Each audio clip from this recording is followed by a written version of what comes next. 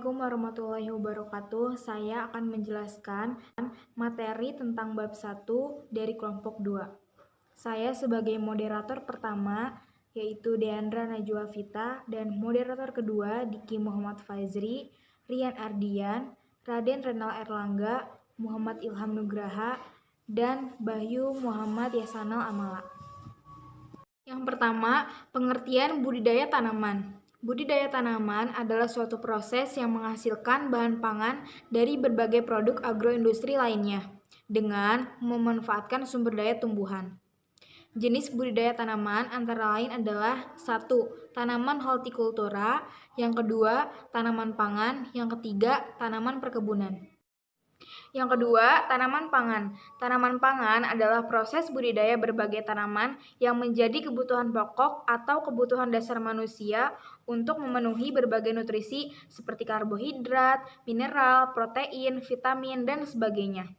Contoh tanaman pangan yaitu talas, ubi, singkong, dan kentang.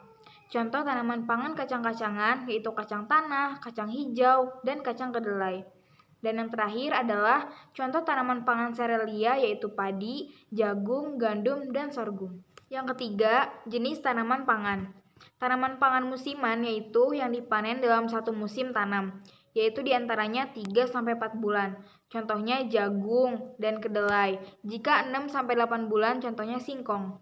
Yang kedua, tanaman pangan tahunan, yaitu tanaman pangan yang terus tumbuh setelah berproduksi atau menyelesaikan siklus hidupnya dalam jangka waktu lebih dari 2 tahun, yaitu sukun dan sagu.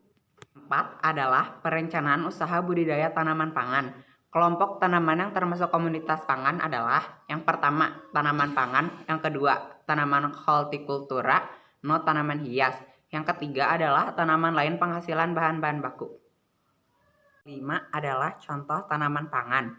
Tanaman pangan adalah tanaman yang menjadi sumber utama bagi karbohidrat dan protein untuk memenuhi kebutuhan manusia.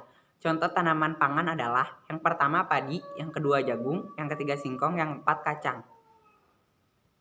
Yang keenam adalah ciri-ciri tanaman pangan. Namanya adalah padi. Ciri-ciri tanaman padi adalah akar berserabut dan daun berbentuk pita. Umur tanamannya mencapai 3-4 bulan dan bagian yang dimakan.